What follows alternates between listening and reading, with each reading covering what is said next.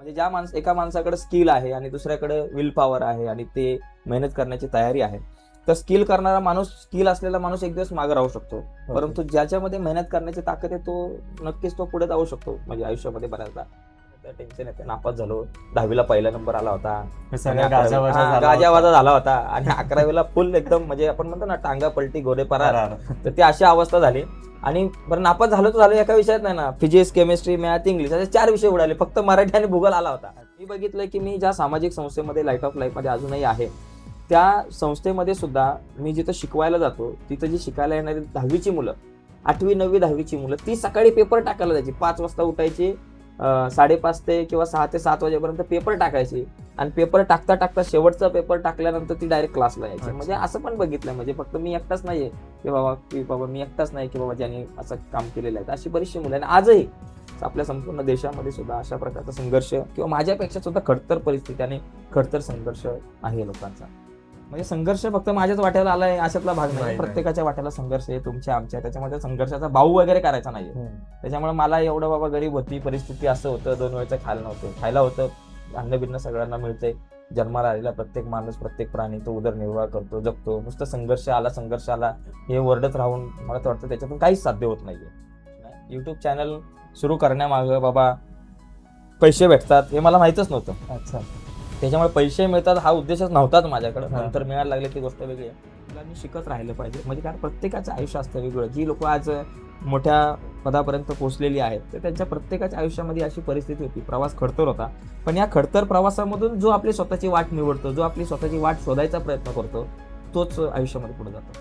मग मला असं वाटलं की पुस्तक माणसाचे विचार पण समृद्ध करतात आणि दुसरी गोष्ट, तो जे काम करतोय ते काम करण्यासाठी आयडिया पुस्तकामधून येतात. म्हणून मग मी सुरुवातीला माझ्या कामाशी निगडीत जी पुस्तकं आहेत ती पुस्तकं मी वाचत गेलो.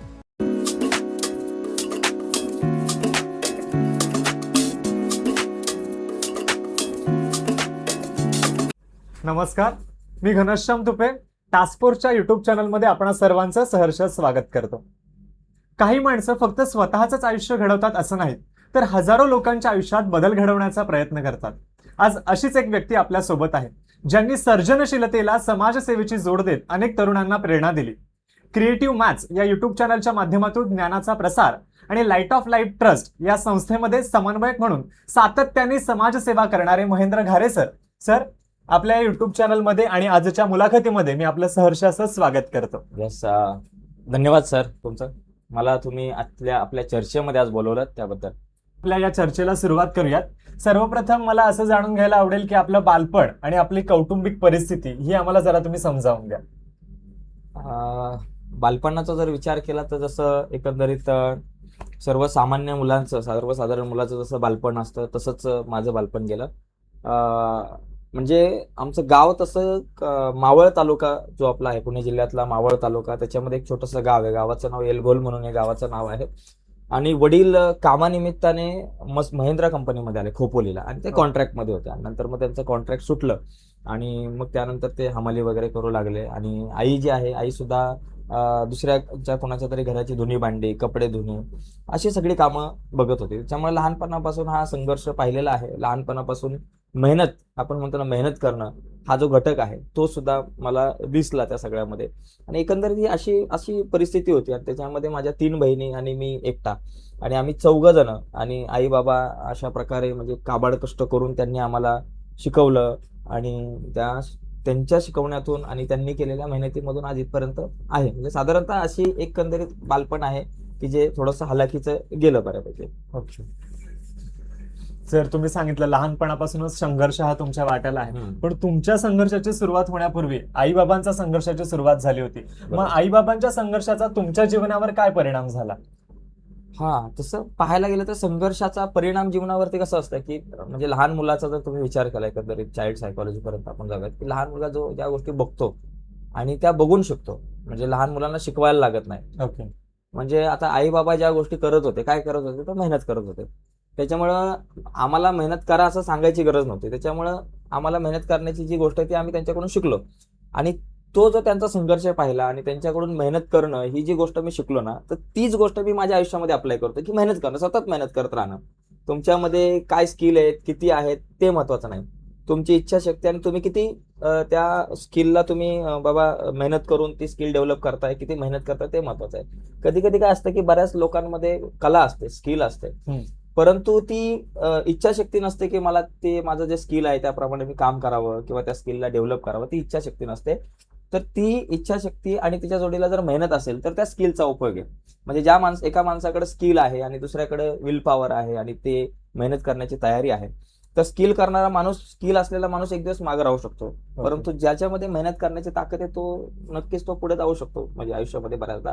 मग तीच गोष्ट मी घरच्यांकडून शिकलो की मेहनत करणं. ओके, ठीक आहे. मग आता आपल्या शैक्षणिक प्रवासाची सुरुवात कशी झाली? एकंदरीत आपला शैक्षणिक प्रवास कसा होता? हा, शैक्षणिक प्रवास जो आहे ना तो म्हणजे अतिशय असा एका दगडावरून दुसऱ्या दगडावर, दुसऱ्या दगडावरून तिसऱ्या दगडावर इंटरेस्टिंग विषय. ओके. म्हणजे आता मी शिकवतो गणित, पण गणिताचा आणि माझ्या शिक्षणाचा काही संबंध नाहीये. मी युट्यूबवर जरी गणित विषय शिकवत असलो तरी म्हणजे प्रवास कसा, 1ली ते 10वी पर्यंतचं जे शिक्षण आहे ते सगळं खोपोली, ऍक्च्युली ग्रॅज्युएशन पर्यंतचं शिक्षण खोपोलीमध्ये झालं. म्हणजे 10वी पर्यंत मी वासरंग शाळा, म्हणजे वासरंग एक छोटंसं गाव आहे खोपोलीमध्ये, तर त्या गावामध्ये माझं शिक्षण झालं 10वी पर्यंत. आणि 10वीला माझा पहिला नंबर आला आणि पहिलीच बॅच होती, म्हणजे पहिल्यांदाच म्हणजे पूर्वी तिथं 7वी पर्यंत शाळा होती त्या गावामध्ये आणि मग नंतर आमच्याच वेळेस योगायोगाने 10वी पर्यंत झाली. म्हणजे जे लांब जायचं होतं चालत चालत जवळपास अर्धा एक तास लागायचा, अर्धा पाऊण तास दूर असलेल्या शाळेपर्यंत आम्ही म्हणजे जायची पोरं, परंतु गावातच शाळा आता 10वी पर्यंत झाल्यामुळं तिथं शिक्षण झालं आणि 10वीला शाळेमधून पहिला नंबर आला. आणि तेव्हा काय कमी टक्के होते, म्हणजे जवळपास 70% होते, तरी बाबा पहिला नंबर आला. मग कसं झाडावर चढल्यासारखं वाटतं. ऍक्च्युली काय एवढा मोठा दिवा नव्हता लावला, 70% म्हणजे काय एवढं नाही, तर पण बाबा पडले आणि आला पहिला नंबर. पण घरातली परिस्थिती थोडीशी वाईट होती, पैशाची गरज होती, चणचण भासत होती. आणि पहिला नंबर आल्यामुळे गावातले लोक म्हणतात, जो तो घरी यायचा, अरे आता तुझं खूप हुशार आहे, झाडावर चढवायची त्यामुळे चालू, आता तू सायन्स घे, कोण म्हणतं डिग्री कर, कोण म्हणतं डिप्लोमा कर. अरे बापरे, आता काय करायचं. आणि आपल्याला काय करिअरचं माहिती नव्हतं ना, 10वी पर्यंत माहिती, पुढे 11वी 12वी असते, पण त्याच्यामध्ये आर्ट्स, कॉमर्स, सायन्स, ITI असतं, इंजिनिअरिंग असतं, या गोष्टी माहिती नव्हत्या, कोण सांगायला नव्हतं. मग लोकांचं ऐकून ह्याचं त्याचं ऐकून घेतली सायन्स. आता सायन्स घेतल्यानंतर बाबा कॉलेजला जायला लागलोय आणि घरामध्ये पैशाची चणचण पण भासत होती आणि सायन्स घेतली म्हणजे क्लास लावायला लागतात असा एक गैरसमज होता. मग आता क्लास लावायला पैसे नाही, मग काय करायचं. मग म्हटलं की एक काम करू, या 11वीच्या वर्षामध्ये आपण काम करू, कुठेतरी काम करता करता कॉलेज करू आणि पैसे जमवू, आणि मग 12वीला काय करू की आपण त्याचे पैसे जमवू, त्याचा क्लास वगैरे लावू, आपण क्लासची फी वगैरे द्यायला होईल. मग 11वीला असताना मग क्रिमिका कंपनी होती, ब्रेडची कंपनी होती, तर त्या क्रिमिका कंपनीत जायचं कामाला सायकल घेऊन. जवळपास आता किती किलोमीटर असेल, मग 7-8 किलोमीटर पकडा, 7-8-10 किलोमीटर, 10 किलोमीटर असेल, 7-8-10 किलोमीटर, तर सायकल घेऊन जायचो कंपनीमध्ये. कधी फर्स्ट असायची, सेकंड असायची, नाईट असायची. 70 रुपये रेट मिळायचा, म्हणजे दिवसाला 70 रुपये तेव्हा पगार मिळायचा 2006-07च्या दरम्यान. आणि मग असं करता करता ते 11वीचं वर्ष संपूर्ण गेलं. आणि त्याचबरोबर मंडपची कामं, एक गावामध्ये एक मंडप आला होता, त्याच्याकडे मंडपची कामं करायला जायचं. म्हणजे मंडपची कामं, त्याच्या हाताखाली कामं, ते खड्डे मारा, त्याच्यानंतर ते वरती बाबा झालर बिलर लावा, लाइटिंग बिटिंग लावा, अशी कामं केली. आणि त्याच्यामधून पण शिकण्यासारख्या गोष्टी असतात आपल्याला बऱ्याचशा, म्हणजे कुठलंही काम तसं छोटं नसतं. आणि ते करता करता मग 11वीचा निकाल होता. संपूर्ण वर्षभर म्हणजे मला आठवतं की पहिल्या चाचणीत मला लय चांगले मार्क होते गणितामध्ये, पण नंतर मी कॉलेजला नाही जायला लागलो. आणि मग 11वीचा निकाल होता. निकालाच्या दिवशी एक वेळेला निकाल असतो. निकालाच्या दिवशी आमच्या सगळ्या मुलांना 11वीच्या असं ग्राउंडवर उभं केलं आणि स्टेज होता, स्टेजवरून मुख्याध्यापकांचं भाषण सुरू झालं. या वर्षी आपला इयत्ता 11वीचा निकाल हा अतिशय चांगला लागलेला आहे. फक्त 7च मुलं नापास झालेत. म्हणजे काहीतरी 1000 एक पोरं असतील 11वीला सायन्सला वगैरे, 1000 असतील, 500 असतील, तिथे माहिती नाही, पण त्याच्यातून फक्त 7च मुलं नापास झाले. मोठं कॉलेज ना, आणि ती 7 मुलं जी नापास झाली होती त्याच्यात माझा नंबर होता. मी बघितला, अरे माझा नंबर 7 मध्ये, अरे काय आता बाबा करायचं. तेव्हा खूप डिप्रेशन येतं, टेन्शन येतं. नापास झालो, 10वीला पहिला नंबर आला होता, गाजावाजा झाला होता, आणि 11वीला फुल एकदम म्हणजे आपण म्हणतो ना टांगा पलटी घोडे परार, तर ती अशी अवस्था झाली. आणि बरं नापास झालो तर झालो, एका विषयात नाही ना, फिजिक्स, केमिस्ट्री, मॅथ, इंग्लिश असे 4 विषय उडाले, फक्त मराठी आणि भूगोल आला होता. म्हणजे किती अभ्यास केला असेल बघा. म्हणजे कॉलेजलाच गेलो नव्हतं. आणि मग आता रिझल्ट आपल्या हातामध्ये, रिझल्ट घेऊन आलो, घरी नाही गेलो, एका मित्राकडे गेलो. मित्राच्या घरी चुलीवरती पाणी तापत ठेवलं होतं. सकाळचीच वेळ होती, सकाळी रिझल्ट घेऊन आला, 9ची वेळ होती. 7ला गेलो कॉलेजला, 8ला रिझल्ट घेतला, 9ला आलो, त्या मित्राच्या घरी गेलो, पाणी तापत ठेवलं होतं. तो रिझल्ट घेतला, त्याला मस्त फाडला आणि तो टाकला चुलीमध्ये. म्हणजे पाणी तापण्याचा वेग थोडासा वाढला असेल तिथं. हा, तो चांगलाच पेटला तो रिझल्ट. आणि मग त्याच्यानंतर बोललो की आता इथून मागं काय, आता फिरायचं नाही, आता बाबा थोडंसं आपण जागं झालं पाहिजे. 11वीला जरी नापास झालो तरी आता 12वीला आपल्याला फुल जोशाने लढावं लागेल. मग 12वीची परीक्षा बाहेरून दिली. फक्त आर्ट साईडने दिली, सायन्स नाही दिली, आर्ट साईडने दिली. आणि मग 12वीला पण काम करता करता 12वी दिली आणि मग 12वीला फर्स्ट क्लासमध्ये पास झालो. मग ITI केला. ITI केल्यानंतर मग कॉलेजला ऍडमिशन घेतलं फर्स्ट इयरला. कॉलेज आणि मग नंतर संस्था लाईट ऑफ लाईफ ट्रस्ट ही सामाजिक संस्था, त्या संस्थेमध्ये लागलो. म्हणजे मी कॉलेज करत होतो, लाईट ऑफ लाईफ ट्रस्ट या संस्थेमध्ये काम पण करत होतो. 2 तास लेक्चर घेत होतो, गणित विषय शिकवत होतो. 2008ला मी जॉईन झालो गणित विषय शिकवायला. आणि त्याचबरोबर मी वडसेला नावाची एक कंपनी, ITI केला होता, त्याच्यामुळे वडसेला या कंपनीमध्ये 2 वर्षाची अप्रेंटिसशिप होती. तिथं 8 तास काम असायचं. म्हणजे कॉलेज पण चालू होतं, लाईट ऑफ लाईफ या संस्थेमध्ये रोज पार्ट टाइम जॉबला पण जायचो. आणि तो जॉब झाल्यानंतर वडसेला कंपनीमध्ये सुद्धा मी कामाला जायचो. त्या कंपनीमध्ये चांगली कंपनी, मल्टीनॅशनल कंपनी आहे, तिथे मी कामाला जायचो. माझा डिझेल मेकॅनिकलचा ITI मी केला होता मधल्या काळामध्ये. म्हणजे असा एकंदरीत सगळा प्रवास आहे. नंतर मग ग्रॅज्युएशन कम्प्लीट केलं. मराठी विषयामध्ये मी चांगल्या प्रकारे पास झालो. आणि ते पास होण्याचं जे श्रेय आहे मराठी विषयामध्ये ते ननावरे सर म्हणून आमच्याकडे होते, आपले आहेत कॉलेजमध्ये अजूनही. तर त्यांचं मार्गदर्शन लाभलं, कारण मी कॉलेजला जायचोच नाही. तरी सुद्धा सर स्वतः फोन करायचे, मला गायडन्स करायचे. जेव्हा इम्पॉर्टंट गेस्ट लेक्चर असतील तेव्हा सर फोन करून मला बोलवायचे, अरे ये ते लेक्चर अटेंड कर. अशा प्रकारे गेस्ट लेक्चर अटेंड करून तिथं पण फर्स्ट क्लासमध्ये पास झालं मी.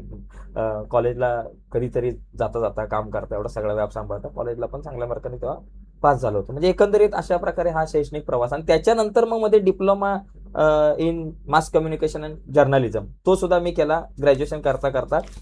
तो सुद्धा एक डिप्लोमा झाला, तो ICM मधून केला माझा. म्हणजे असा एकंदरीत असा शिक्षणाचा प्रवास आहे आपला. ओके, तर सरांचा हा एकंदरीत असा शैक्षणिक प्रवास आहे.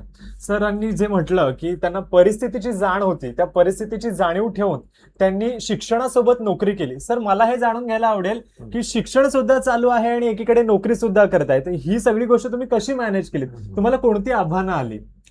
बघा, म्हणजे शिक्षण आणि नोकरी या गोष्टी करताना म्हणजे पहिली गोष्ट, आता याच्यामध्ये सुद्धा पॉझिटिव्ह आणि निगेटिव्ह दोन्ही गोष्ट आहेत. नक्कीच. पॉझिटिव्ह गोष्ट कुठली, बाबा 4 पैसे यायचे, तेच पैसे शिक्षणाला आपण खर्च करू शकतो.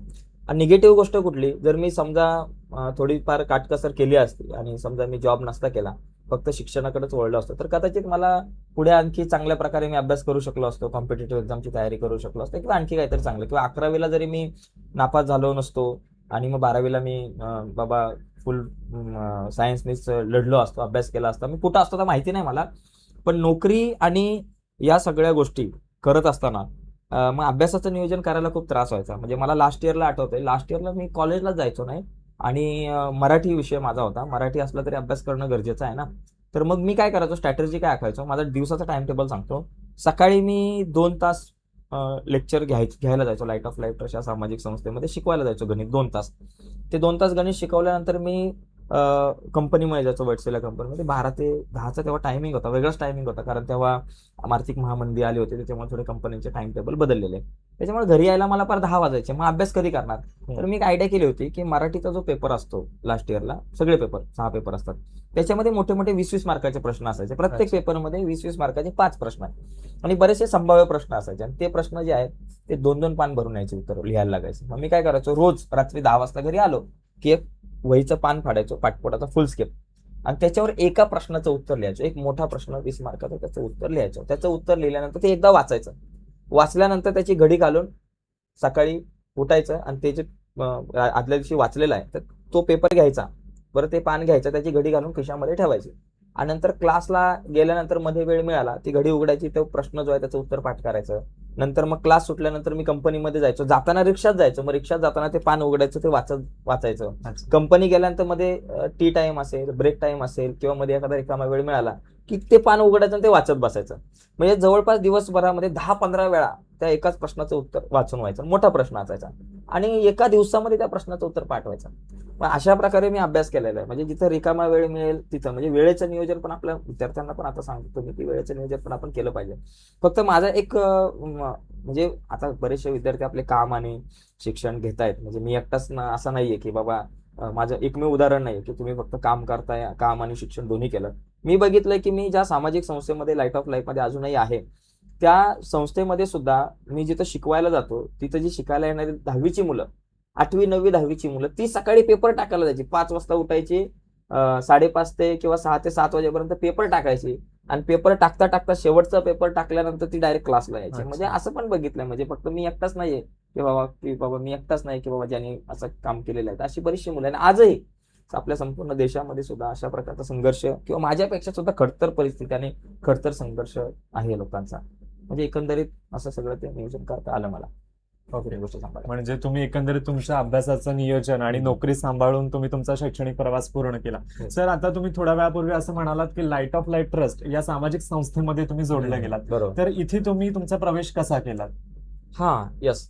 तर लाईट ऑफ लाईफ ट्रस्ट म्हणजे ऍक्च्युली आमच्या घरातली परिस्थिती खडतर होती, तुम्हाला सांगितलं. पण त्याच्यामुळं माझी बहीण, छोटी बहीण, ती लाईट ऑफ लाईफ ट्रस्टची लाभार्थी. म्हणजे बाबा ती गरीब मुलगी आहे, तर तिला संस्थेच्या माध्यमातून रेग्युलरली क्लासेस फ्रीमध्ये मिळायचे, वह्या, पुस्तक, कपडे, सगळ्या गोष्टी मिळायच्या. तर पालक सभा असायची. तर मी मोठा भाऊ म्हणून पालक सभेला गेलो होतो. मग तेव्हा एक सर होते, मिसाळ सर म्हणून होते.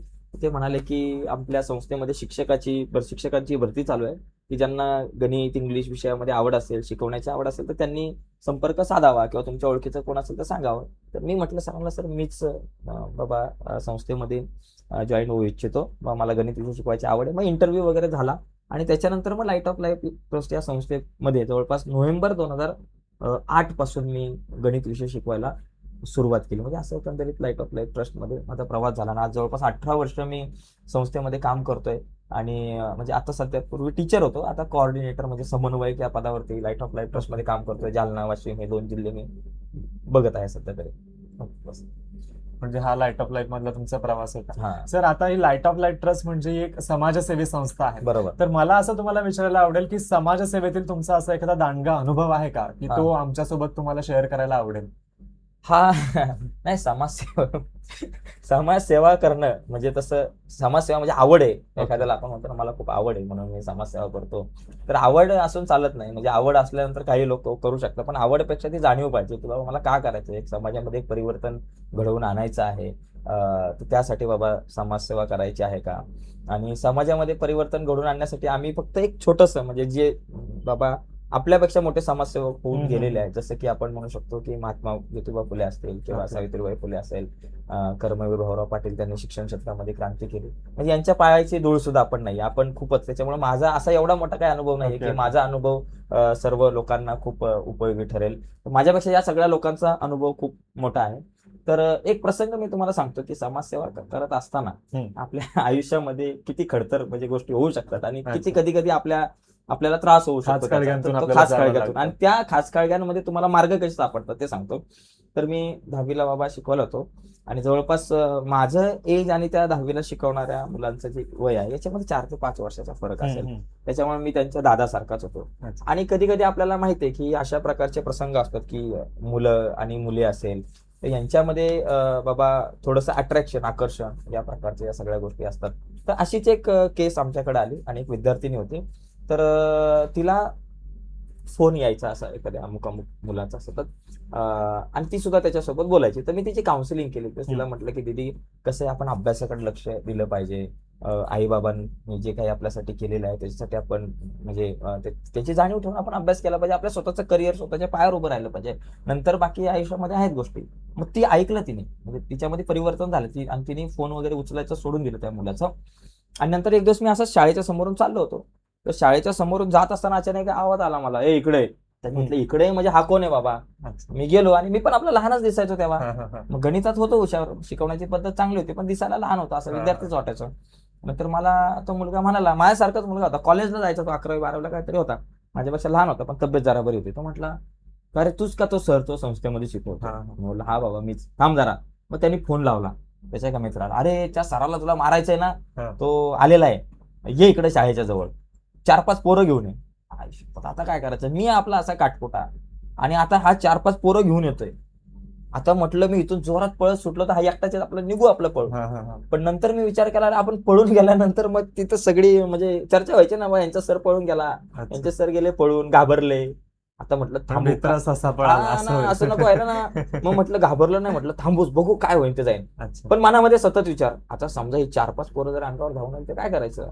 पळायचे मार्ग शोधत होतो, कुठून पळायचं, कुठली गल्ली सोपी आहे, 4-5 मार्ग शोधले, कुठल्या दिशेने पहिलं पळायचं. मग ते 4-5 जण जर अंगावर आले झपकन, कारण आता काय पिक्चर नाही ना रिअल. म्हणजे आपण बघतो पिक्चर मध्ये बाबा जवान असेल, शाहरुख खान असेल किंवा कुठला एखादा हिरो असेल, नायक असेल, तो एकदम 10-12 लोकांना मारतो ना. पण प्रत्यक्षामध्ये जर रिअल मध्ये जर बघितलं तर नाही मारू शकत. 2-3 जण जरी असले तरी आपण नाही मारू शकत. तो प्रतिकार नाही करू शकत ना. आपण थोडी WWF मधली माणसं. थांबलो ना, आणि जसं पुढे वेळ जातोय तसं आपल्या हृदयाची हार्टबीट माझ्या वाढतोय, धड धड धड धड. कारण शक्यता जास्त आहे ना लवकर येतील ती 4-5 पोरं. आणि असं करता करता वेळ गेला आणि 15-20 मिनिटं तर माझा एक मित्र आला, मित्राचा नंबर, आणि ते त्याची एकदम अशी म्हणजे एक त्याची तब्येत पण चांगली होती मित्राची. तर विलन सारखी एंट्री घेतली का नाही त्याने त्याने म्हणजे विलन सारखे नाही, पण तो मित्र चांगला मुलगा चांगला आहे. तर एक मित्र आला, तो म्हटला की अरे काय रे इकडे काय करतोय. नाही बोललो, माझा मुलगा आहे ना, तर त्याचे मित्र येतात मारायला म्हणून थांबला, आता याची तब्येत अशी. आणि तो निघाला, याचा भाऊ निघाला नेमका. त्यांनी त्याला धापला, अरे काय रे असे धंदे करता का, अभ्यास करा, हे करा ते करा. आणि तेव्हा माझ्या जीवाला तो प्रश्न तिथे मिटला. पण या घटनेला आता जवळपास 20-22 वर्ष झाले. 20-22 वर्ष नाही झाले, सॉरी 16 वर्ष झाले, 16-17 वर्ष, 15-16 वर्ष काहीतरी झाले असं. पण मी आजही विचार करतोय, जर अर्जुन त्या दिवशी जर आला नसता देवाच्या रूपाने, तर मग काय झालं असतं. मग मी तुम्हाला कदाचित ही स्टोरी जरा वेगळ्या पद्धतीने सांगितली असते. मग ती 4 लोक आली, त्यांनी मला मारलं, मी कसं हॉस्पिटलमध्ये गेलो, कशी केस झाली, असं सांगितलं असतं. म्हणजे अशा प्रकारचे प्रसंग येतात. पण या प्रसंगामध्ये आपल्याला धीटपणे जर आपण राहिलं, म्हणजे संघर्ष करत असताना, सामाजिक संस्थांमध्ये काम करत असताना, म्हणजे आणखी सुद्धा बरेचसे अनुभव आहे. अशी लोक बघितलेत मी की ज्यांच्याकडे काहीच नाहीये. म्हणजे मी लॉकडाऊन मध्ये ज्यावेळेस आम्ही काम करत होतो, तेव्हा काही पालक रडताना बघितलेत. एक पालक रडत होता, आमचा वाशिम मधला एक पालक रडत होता. तो म्हणत होता की मला दुःख वाटतंय की मी माझ्या मुलाला मोबाईल नाही घेऊन देऊ शकत, कारण माझ्या मुलाकडं म्हणजे माझ्याकडे पैसे नाहीये मोबाईल घेऊन द्यायला, कारण अभ्यास मोबाईलवर आला होता. त्याच्यामुळे मग बघितलंय आम्ही की ही पालक रडत होते. मग संस्थेच्या माध्यमातून टॅबलेट आणले आम्ही, आणि ते टॅबलेट लाईट ऑफ लाईफ संस्थेच्या माध्यमातून मुलांना वाटले. आणि त्याच्यामध्ये एक उदाहरण असं होतं की एक मुलगा कॉलेजला नव्हता जात, तो पेट्रोल पंपावर काम करत होता. बरोबर, म्हणजे पेट्रोल पंपावर काम करत होता, आणि तो पेट्रोल पंपावर काम करता करता शेवटच्या महिन्याभरामध्ये त्यांनी टॅबलेट घेतला तो आपला संस्थेचा, आणि त्या टॅबलेटवर महिनाभर अभ्यास केला त्याने, तो पास झाला. म्हणजे संघर्ष फक्त माझ्याच वाट्याला आलाय अशातला भाग नाही, प्रत्येकाच्या वाट्याला संघर्ष आहे, तुमच्या आमच्या. त्याच्यामध्ये संघर्षाचा भाऊ वगैरे करायचा नाहीये. त्याच्यामुळे मला एवढं बाबा गरीब होती परिस्थिती, असं होतं 2 वेळचं खायला होतं, अन्न बिन्न सगळ्यांना मिळतंय.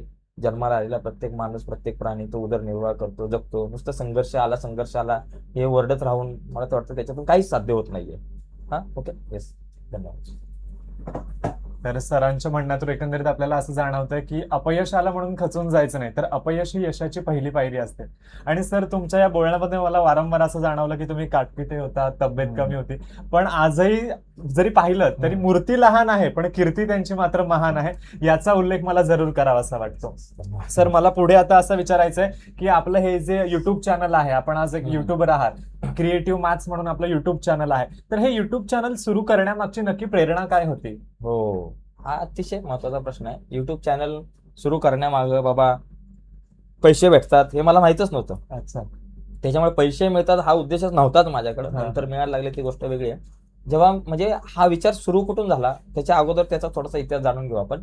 2008ला मी लाईट ऑफ लाईफ ट्रस्ट या संस्थेमध्ये मी गणित विषय शिकवायला सुरुवात केली. आणि त्यावेळेस कसं होतं की गणिताचं म्हणजे मला येत होतं, गणित माझं चांगलं होतं. आर्ट साईडला जरी असलो तरी गणित बऱ्यापैकी होतं, कारण आमच्या शाळेमध्ये, मी ज्या शाळेमध्ये शिकलो, लोकमान्य टिळक माध्यमिक विद्यालय वासरम, तिथले शिक्षक चांगले होते. म्हणजे घारे मॅडम असते, गीता घारे मॅडम आहेत, त्याचबरोबर बरेचसे शिक्षक होते, चांगले शिक्षक होते.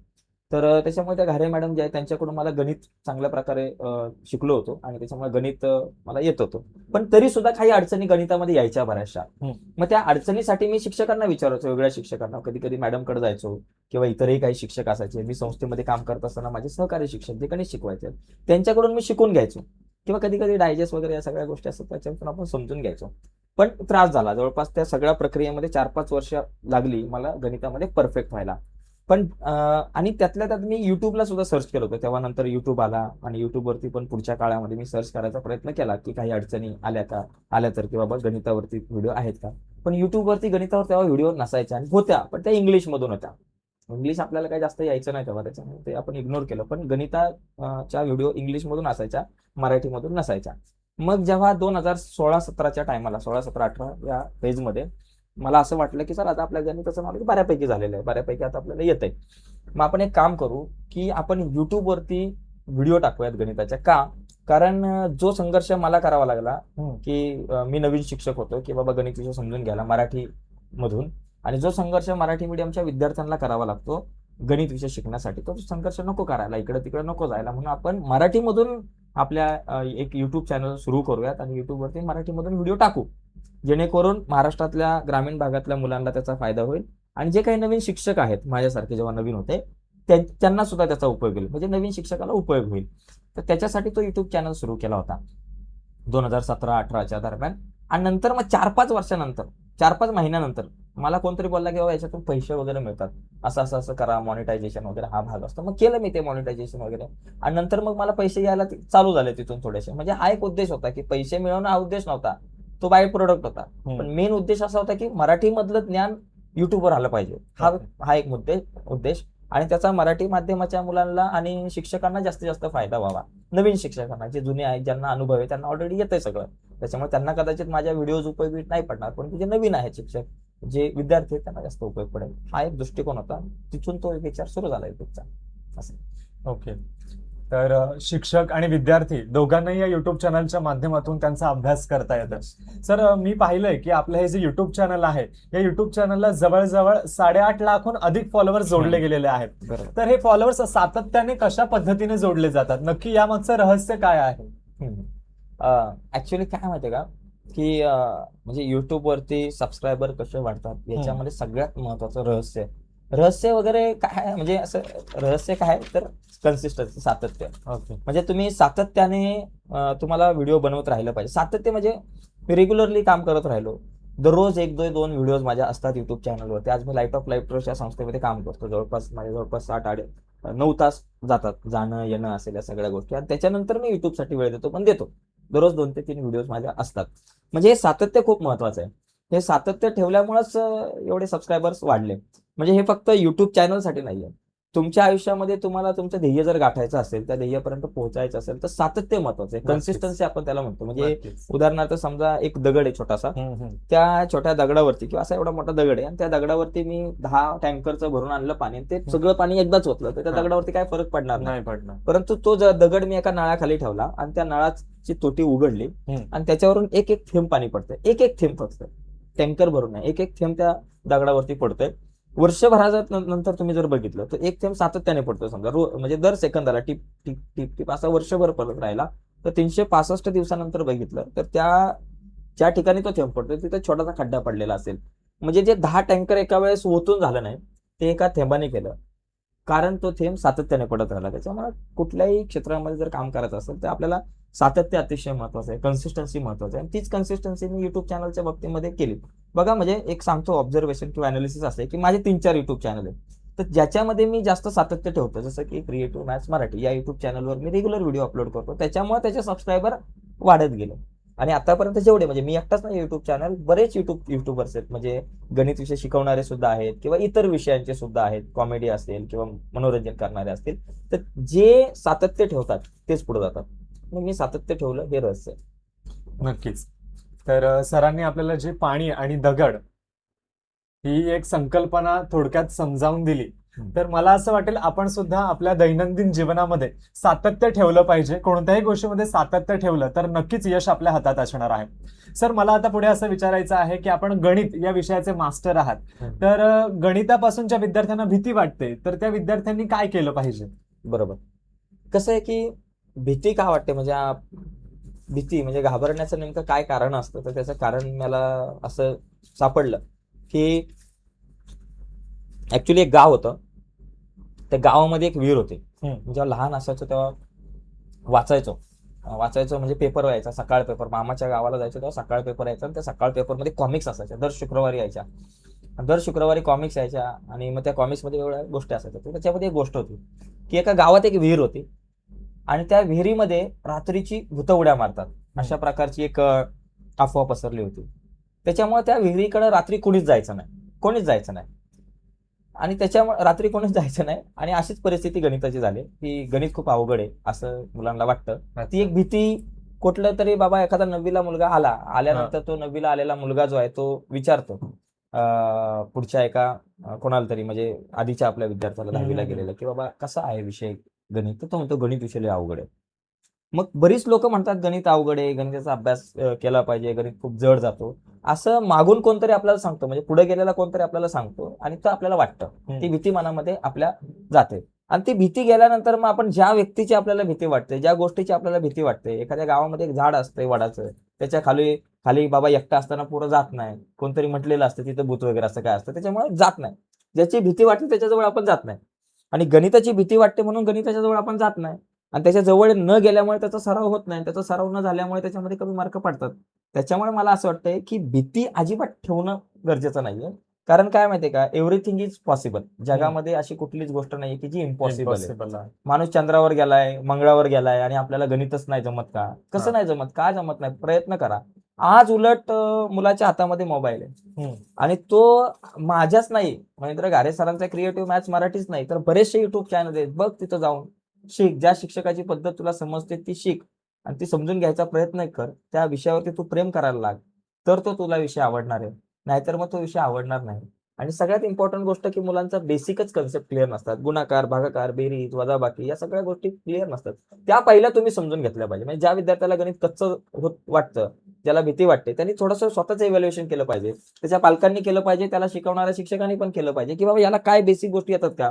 गुणाकार, भागाकार, बेरीज, वजाबाकी, पाढे, वर्ग, वर्गमूळ येतात का? नसेल येत तर मग विषय गंभीर आहे. मग नसेल येत तर पहिल्या त्या कराव्या. पहिल्या त्या स्वतःने केल्या पाहिजे, समजून घेतल्या पाहिजे आणि त्याच्यानंतर मग तू पुढच्या कन्सेप्ट ज्या तुला समजून घ्यायला, त्या विद्यार्थ्याला समजून घ्यायला सोपं वाटते. पण भीती न बाळगता आपण जरा थोडंसं प्रयत्न केला पाहिजे की त्या भीतीतून बाहेर पडून आपण त्या विषयावरती प्रेम करायला लागलं पाहिजे. येस, एवढंच. येस. ठीक आहे. आपण जे सांगितलं तर त्या म्हणण्यानुसार ज्या विद्यार्थ्यांना गणित या विषयाची भीती आहे, नक्कीच ती भीती दूर होईल असं मला तरी वाटतंय. सर, मला असं म्हणायचंय की प्रत्येकाच्या आयुष्यात काही ना काहीतरी टर्निंग पॉईंट असतो. तर त्याच पद्धतीने तुमच्या आयुष्यात असा एखादा टर्निंग पॉईंट आलाय का आजपर्यंत?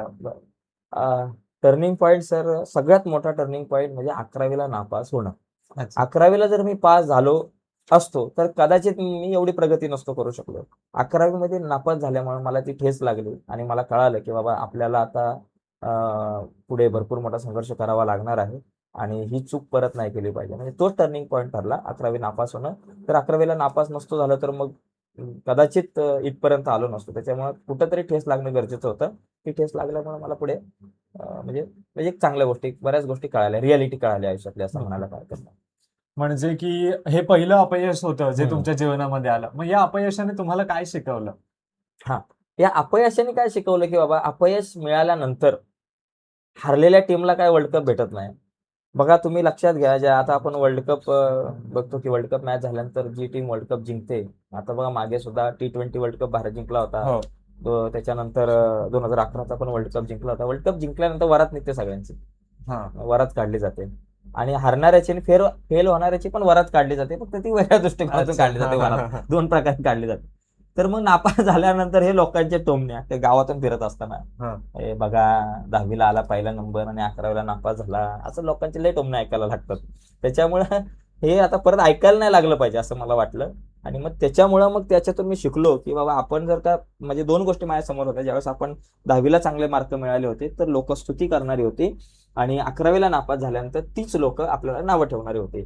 आणि त्याच्यामुळे आता ह्याच लोकांनी, आपल्या लोक तीच असतात, कधी नावं ठेवतात कधी स्तुती करतात. त्याच्यामुळे मला असं वाटलं की लोकांनी आपली स्तुतीच केली पाहिजे. असंच आता इथून पुढे वागलं पाहिजे. आता इथून पुढे मागं नाही बघितलं पाहिजे. त्यामुळं मग आपण अभ्यास करत राहिलो आणि नवनवीन गोष्टी शिकत राहिलो आणि पुढे जात राहिलो.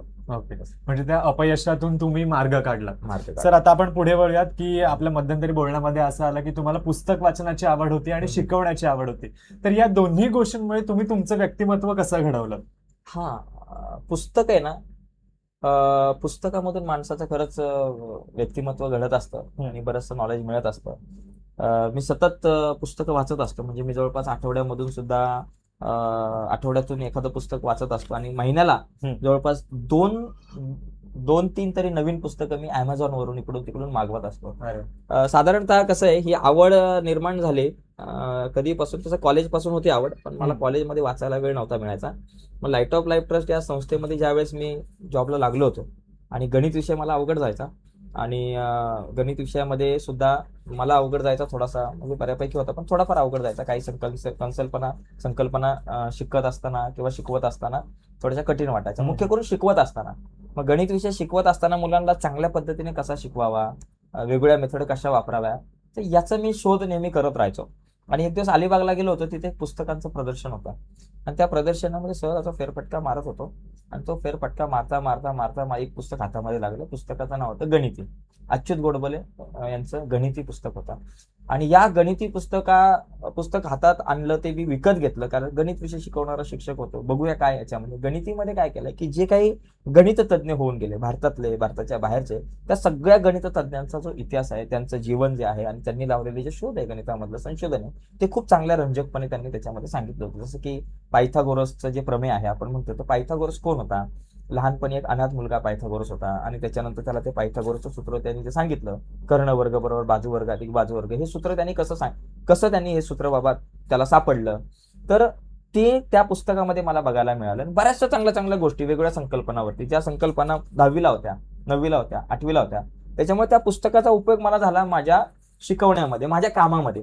मग मला असं वाटलं की पुस्तक माणसाचे विचार पण समृद्ध करतात आणि दुसरी गोष्ट, तो जे काम करतोय ते काम करण्यासाठी आयडिया पुस्तकामधून येतात. म्हणून मग मी सुरुवातीला माझ्या कामाशी निगडीत जी पुस्तकं आहेत ती पुस्तकं मी वाचत गेलो आणि ती पुस्तकं वाचत गेल्यामुळे माझं काम सोपं झालं आणि माझ्या कामामधली प्रगती वाढली. आज सुद्धा मी लाईट ऑफ लाईफ ट्रस्ट या संस्थेमध्ये मी काम करतो.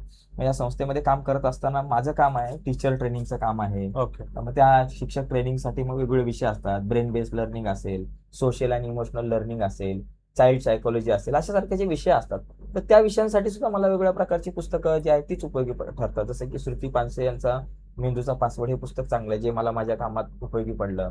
त्याचबरोबर डॅनियल गोल्डमन यांचं एक इमोशनल इंटेलिजन्स आहे, ते पुस्तक माझ्या कामात पडलं. त्याचबरोबर मनोज आंबिके यांची सुद्धा चांगली पुस्तक आहे, त्याच्यामध्ये इमोशनल हायजॅक ते पुस्तक आहे, ते माझ्या कामी पडलं. म्हणजे अशा प्रकारे ही जी काही पुस्तकं आहेत, ती पुस्तकं आपल्या कामामध्ये सुद्धा आपल्या उपयोगी ठरतात. म्हणजे जेव्हा मी शाळेमध्ये होतो किंवा जेव्हा इंटरनेट नव्हतं इतकं, किंवा शिकवायला सुरू केल्यानंतर सुद्धा अमेझॉन, फ्लिपकार्ट या सगळ्या गोष्टी नव्हत्या. त्याच्यामुळे काय व्हायचं की आपल्याला जर पुस्तक खरेदी करायचं असेल तर पुण्याला जा, मुंबईला जा, आपल्या इथून मागवा, या सगळ्या गोष्टी व्हायच्या. पण आता ह्या सोशल मीडिया प्लॅटफॉर्ममध्ये काय झालंय, अमेझॉन असेल, फ्लिपकार्ट असेल, तुम्हाला जे हवंय तुमच्या कामाशी निगडीत ते पुस्तक तुम्ही मागवू शकता, घरी मागवू शकताय किंवा पुस्तकं शोधू सुद्धा शकता तुम्ही इंटरनेटवरती. तर तो फायदा आहे. म्हणजे स्वतःचे विचार सुद्धा समृद्ध करण्यासाठी किंवा कधी कधी दुसऱ्याचे विचार आपल्याला इन्स्पायर करतात. जसं की उत्तम कांबळे खूप मोठे लेखक आहेत आणि सकाळ या वृत्तपत्राचे ते संपादक सुद्धा होते आणि म्हणजे पत्रकार पण आहे. आणि त्यांचा संघर्ष मी वाचला वाट तुडवताना या पुस्तकामध्ये. आणि वाट तुडवताना हे पुस्तक जे आहे ते त्यांनी मला खूप इन्स्पायर केलं. म्हणजे त्याच्यामधून मी भरपूर शिकलो. मी म्हटलं की अरे आपली तर परिस्थिती खूप चांगली होती, पण उत्तम कांबळे यांचं जीवन वाचताना मला दिसलं की त्यांची परिस्थिती खूप खडतर होती, आपल्यापेक्षा भयंकर खडतर होती. त्या परिस्थितीमधून ते पुढे आले आणि कधी कधी असं पण वाटलं की त्यांनी आपला संघर्ष दिला का काय. म्हणजे वाट तुडवताना असं वाटतं की त्यांचा संघर्ष आहे, पण त्याच्यामध्ये कधी कधी आपला पण संघर्ष दिसतो. त्यांचंच दुसरं एक पुस्तक आहे अस्वस्थ नायक.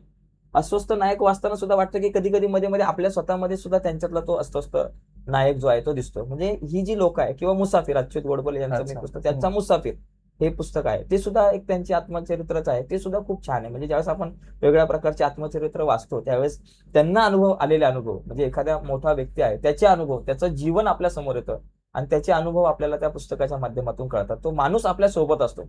म्हणजे मी म्हटलं आता एवढी सगळी मोठी मोठी लोक आहेत, त्या लोकांना मी नेहमी भेटत असतो. कसं भेटतो? पुस्तकांच्या स्वरूपामधून.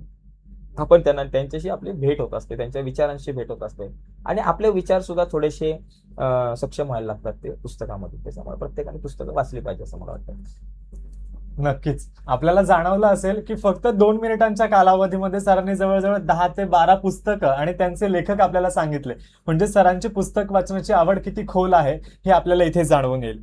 सर, मला असं म्हणायचंय की बऱ्याचदा काय होतं, ग्रामीण भागातून जी मुलं येतात त्यांचं 10वी किंवा 12वी, जेमतेम 12वी पर्यंतचं शिक्षण पूर्ण होतं. तर याच्या मागचं एक सामान्य कारण असेल तर ते आर्थिक अडचण असतं आणि मग आर्थिक अडचणीमुळे ही विद्यार्थी काय करतात की शिक्षणाच्या प्रवाहातून कुठेतरी दूर होतात आणि त्यांचं शिक्षण तिथे सुटतं. तर अशा विद्यार्थ्यांना तुम्ही काय संदेश देऊ इच्छिता? Okay, yes. हा, आता कसं आहे की आज या ज्या मुलांचं शिक्षण सुटतंय आणि सुटून ते काय करतात हा एक महत्वाचा मुद्दा आहे. की म्हणजे खरं तर जामच मोठा प्रश्न आहे, ज्याचं उत्तर मला सांगणं तर माझ्यासारख्याला खूप अवघड आहे तसं बघायला गेलं तर. पण शिक्षण हा एक असा प्रवास आहे की जो तुमची वाट जी आहे, तुमच्या आयुष्याची जी वाट आहे ती समृद्ध करतो. म्हणजे आपल्या आयुष्यामध्ये एखादं टार्गेट असेल, ध्येय असेल आपलं, ते पूर्ण करण्यासाठी शिक्षण तुम्हाला मदत करतो.